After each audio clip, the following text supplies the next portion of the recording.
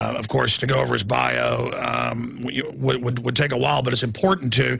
Bruce Fein specializes in constitutional and international law. He's a frequent witness before Congress and is a regular guest on national television and radio. He is chairman of the American Freedom Agenda, founder of Bruce Fein and Associates, Inc., and the Litchfield Group, author of Constitutional Peril, The Life and Death Struggle of Our Constitution and Democracy, a weekly columnist for the Washington Times. Mr. Fein graduated with honors from Harvard Law School in '72, clerked for the prestigious federal court, served as special assistant to the Assistant Attorney General for the Office of Legal Counsel and the Assistant Attorney General for Antitrust. He was involved in some big antitrust cases, Assistant Director of the Office of Legal Policy, Associate Deputy Attorney General, General Counsel of the Federal Communications Commission, Counsel of the Joint Congressional Committee on Covert Arms Sales to Iran, Visiting Fellow for Constitutional Studies with the Heritage Foundation, Adjunct Scholar at the American Enterprise Institute, and Guest Lecturer at the Brookings Institute, to name just a few. Well, it's my book, American Empire Before the Fall. It's recently published by Campaign for Liberty, which describes what I style the psychology of empire. Even if it's a minority view and the majority of Americans are not out on the streets marching to, say, invade Iran, we can't tolerate a nuclear-capable Iran, even though we can, a nuclear-capable Pakistan, a nuclear-armed India or North Korea. But it is this psychology of empire that sort of pervaded our elite, if you will. We should be squandering our defense resources on defending other countries or other peoples. That's for humanitarians or there are other countries to do. And we're spending trillions of dollars and wasting lives and limb of Americans for other people's liberty, even assuming that our motives are altruistic. And take, for example, the situation in Iran. Remember, probably, Alex, you and I lived through the Cuban Missile Crisis. We know nuclear deterrence works. We know it doesn't matter how power-hungry you are, no country has ever craved nuclear incineration. And we could totally, and we should threaten any country who would attack us with nuclear weapons or non-nuclear weapons with incineration if they're going to be the aggressor. And that kind of threat and deterrent works. It's worked every single year throughout the Cold War. There's no indication that somehow, for the first time in 4,000 years, Iranian rulers covered. They covet, destruction. If they wanted that, they could jump into the Tigris and Euphrates tomorrow and drown themselves to visit their alleged 77 virgins in heaven. Well, haven't the Iranians shown the opposite, extremely wily, extremely cunning? Yeah, absolutely. They display all the earmarks of realpolitik, including negotiating, an end to the Iran-Iraq war. They didn't choose Armageddon. When we shot down the USS Vincennes, we shot down an airliner over the Persian Gulf, killed almost 300. And there was negotiations for reparations. The Iranians didn't say, aha, now we're going to launch a nuclear attack on the United States, even if it could be done, given the problem of delivery vehicles going that far. Every country has a right of self-preservation. Ron Paul has said Israel has 400 nuclear weapons, high-tech system. I mean, Iran would commit suicide if they did that. Absolutely, and they've never tried to do anything like that, before. The Iranians are not in Jerusalem. The Iranians are not in Tel Aviv. The Iranians are not stupid, and historically as well, Alex, Iran has not been hostile to Israel. If you think about its birth, 1948, the only country in the Middle East that did not declare war on Israel was Iran. So there isn't any kind of megalomania and messianic fanaticism about destroying Israel. And there's no reason why Israel's deterrent wouldn't work just like ours. They clearly have a more formidable nuclear arsenal that you've identified. And why would Iran and its leaders who covet the exercise of power, do something that would invite destruction? Even the North Koreans, they're probably even crazier than the Iranians with regard to their fanatical control on their population, have not launched nuclear weapons against any other country. And I say deterrence works. And moreover, if deterrence is cast aside, Alex, there's no stopping point. Then we could go into any country in the world and say, we're bombing you because we don't think that you ought to have a nuclear capability at some time. Well, there you go, Professor, constitutional lawyer Bruce Fein. That's exactly what they say. The most important power we exercise is the decision to whether to go to war or not. whether we're going to have our men and women risk that last full measure of devotion for somebody else's liberty. And the president usurps the power, and Congress doesn't even utter a peep. It's truly stunning. It's like every time you get an entity with unchecked power, it then becomes arrogant, and then finds kind of adolescent thrill over asserting its power and being a bully there. Yes. But it sounds simplistic, but in fact, that's what's going on. And this is where I think we've totally lost, our way in the world as a republic. We got to remember we are totally entitled to defend ourselves and to incinerate anybody who attacks. But hey, United States blessings of liberty are about blessings of liberty for Americans. And we like our example to influence events abroad, but we fight only to protect. Stay there. Before he leaves us, we'll tell you about his latest book. In fact, we'll put it on screen right now. American Empire Before the Fall. And I want to talk to Bruce before he leaves us about what he sees that fall looking like. Is changing, the political orthodoxies of the culture more towards liberty and away from empire, and ever increasing the size and intrusiveness of government, because real high-level politics is trying to make every American a winner. It's not a football game, a winner and a loser, zero sum. You've got one group of citizens getting gratified off of depressing another group. Hey, we're all hang together. We're all Americans first. So let's make everybody gain, and that's how we can make us a great civilization and honor the ideals of the founding fathers. The problem we have is the empire mentality at least instinctively covets what I call a risk-free existence. And so every conceivable encroachment on liberty is accepted if you think it might address a problem that might arise as frequently as a meteor or an asteroid hitting the United States, which is virtually never. And it's not just those incidents that you've described more overtly, but the United States government now claims the right without a warrant to seize all of our internet or electronic signatures, all of our footprints there. The Google, the Yahoo, every place. They say that if you expose any information about yourself to a third party, which is impossible to prevent when you're on the internet, the government can come grab it and build a dossier against you. And now the FBI, for the first time in history, Alex, does what they style assessments. Ordinarily, they only begin to investigate someone if there's some articulable suspicion of complicity in crime. Now assessments begin if an agent believes that maybe sometimes in the future you may turn and do something bad, even though there's no evidence that you have you create any danger to society or to pre-crime terrorists. Yeah, and so they do assessments, and you're supposed to love it because it clears you of the suspicion that you're a traitor or you're a terrorist. So that now we have the government acting on the assumption that we're all guilty until they prove us innocent, which turns the whole idea of our republic and our unalienable rights on its head. We're free. Liberty is the rule until the government shows that we've done something wrong. And that's just one example of where we are. And to show how absurd this has become, if we look at this last statute that you referred to, the National Defense Authorization Act, or NDAA, here was a situation, Alex, where not a single person in the entire the United States was clamoring to endow the president with more power to send the military to our doorsteps and take us off to Guantanamo Bay based upon secret facts and secret evidence that suggests that we're somehow aiding terrorism.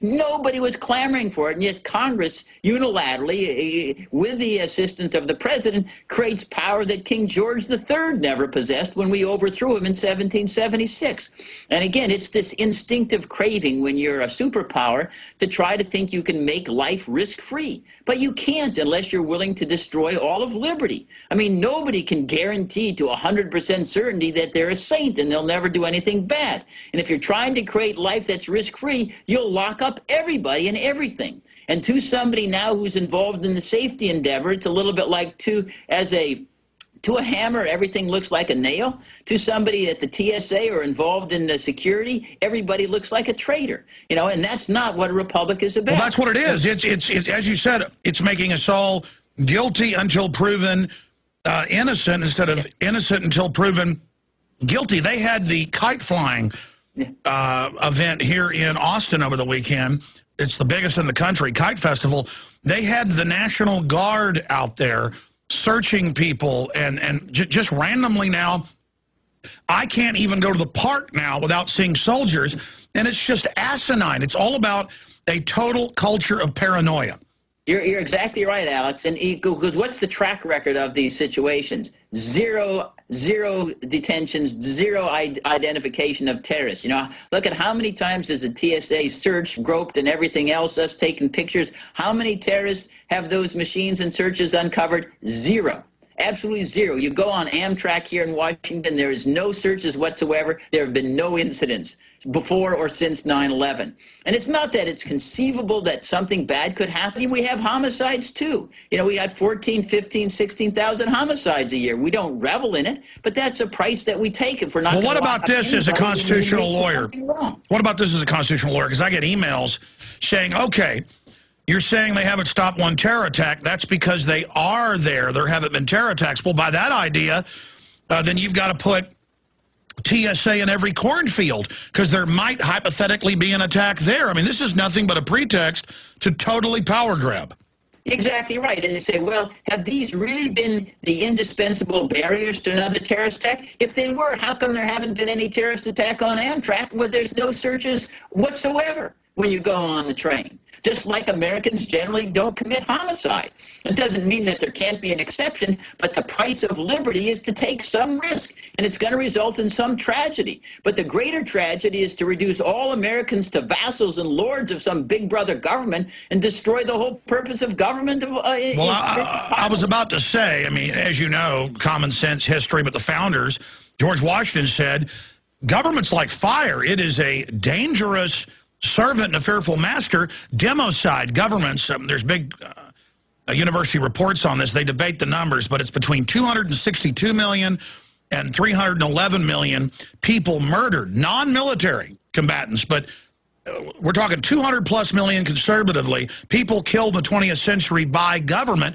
Well, that's common sense to somebody who knows the Americana system.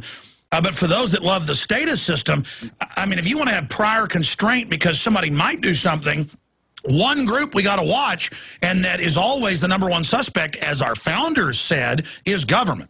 Yeah, that's absolutely right, Alex. You hit the nail on the head. When you try to examine what is the greatest source of evil in the history of the world, government is greater than individuals by a factor of 1,000,000 to 1. It does, you know, you can have people who commit homicide, even attempt to engage in organized criminal activity, but with regard to the massive, unbelievable, size of the massacres and the atrocities, government is capable and does historically inflict vastly greater mayhem than any individual or group of individuals can ever do. And that explains the numbers that you've identified. And that explains why, in choosing between a danger from an individual and a danger from government, it's the danger of government that's got to be captured first rather than placed ahead. Viewed as less suspect than an individual. And I also want to address this idea, well, the laws don't work because, listen, we prosecuted terrorists before 9/11 and we still ended up with that day of abominations. But the same thing can be said about laws against murder. I mean, we get 14, 15,000 murders each year. We prosecute people for murder. We sentence some of them to death, but it doesn't end all murders. We still end up with the same number, annually. But we recognize, we don't revel in that tragedy, but we recognize that the only way that you can stop all murders is to send the police or the military into everybody's house and detain everybody on the idea that maybe in the next 20 years they could have an evil thought. That's the end of the United States. That's the end of freedom. That's the end of why we are a country. Bruce, I want to raise the collapse of the empire and what the time frame is you see in a general sense, because your new book's on that subject, man, then take a few calls. But from my historical research, and those that don't know history are doomed to repeat it, I've been reading history books since I'm about 10 years old just because I found them entertaining. That's actually what got me into talk radio, politics, everything, because I found that the best reading was actually history, because truth is stranger than fiction. Why read a science fiction book or a Louis L'Amour Western when I could read, real stuff that happened and every page was jam-packed? And then, of course, I recognized the same patterns in modern times and didn't see people threatened by it. So that's why I got involved. Same reason you did. I mean, history really is a lens to the future and the present, not just the past. But isn't it that empires always cause their own demise by the attempt to dominate and take over? There have been about 72 prior empires, and you're exactly right, Alex. It's self-ruination. They collapse because of arrogance and contempt and efforts to control and reach beyond their capabilities. And if you look at the United States, we collapse because we cannot support economically the empire, and we cannot protect ourselves when every day we're creating enemies by interfering with every other nation's political dispensation with the use of force. And it doesn't matter what individuals think are our altruistic motives. Yeah, we end up burning Qurans. We end up killing innocent citizens. Peeing on dead bodies. I mean, you saw the Marines urinating on the bodies, and I heard talk show hosts defending it. And I'm like, don't you know how many troops this is going to get killed now? Yeah, right. And the idea that the other people don't get angry, you know, when we're killing them and we're destroying their country, I mean, we would react the same way. And we're so arrogant, we somehow think that these people whose countries we're occupying will be grateful and they'll throw flowers at us, and we get angry. How come you're not grateful? I mean, we lecture Hamid Karzai in Afghanistan. Oh, you should be loving us. You know, why are you telling us don't do nighttime raids? Why are you telling us not to use predator drones that kill women and children? You should love us because we've saved you from all this. It's like the SWAT teams. It's like the SWAT teams with the drug war. You should love us busting down your doors in the middle of the night. You should love the checkpoints. You should love the black uniforms. And it's like, no one likes this. Everyone sees it as a threat instinctively. I think the elite also forgets the point that it's not just about having weapons. Who has the moral superiority is who tends to win over time. And we're losing the moral superiority. And it's not just in our politics, just in the culture. When the leaders start engaging in this activity, other people start imitating it, and then corruption runs rampant and the society collapses. Well, it may well be. And historically, empires have collapsed very, very quickly. It's not a long, drawn-out installment plan kind of descent. And you're absolutely right with regard to the weapons technology doesn't mean victory. If that were true, we would have won in Vietnam. I mean, in fact, Robert McNamara, the first Secretary of Defense under John F. Kennedy, visited Vietnam as his first travel abroad, and he returns and says, by every quantitative measure, Alex, we have won the war already, you know? And then we remember the skids and the helicopters out of Saigon. And that is exactly correct. If it was just technology, we would have lost the Revolutionary War. You know, the British had far more sophisticated weapons, had far more frigates, etc. And it's ultimately the moral fiber of the people that will prevail. The Soviets had far greater technology in Afghanistan, and yet they lost because they were in there for corrupt motives as well. Well, you know the universal rule. The person that's assaulting someone preemptively from a position of corruption will end up losing. Look at Hitler in Russia. Look at Napoleon. I mean, it just keeps happening. And I think the elite have lost their minds and are imperiling us all. It's American empire before the fall. Bruce Fein. Why we understand deterrence is what works. And yeah, we would incinerate Iran if they attacked us. But we want the opposite of this global entanglement garbage that George Washington talked about. Why can't we be like Switzerland and neutral and then be wealthy? I mean, people that are neutral are smart. Yeah, exactly, because they know in the other countries they exploit our empire mentality by letting us pick up the bill and the cost of their defense. I mean, look at Japan, South Korea, wealthy as can be, and we got tens of thousands of troops there defending them against their would-be enemies. I mean, this is crazy. They got to defend themselves. And the fact is, Alex, we have the luxury that we should not overlook of being the most powerful country in the world, and there's nobody who's an existential threat to the United States. Bruce, we should recognize that and say we're inventing goblins out there. Exactly.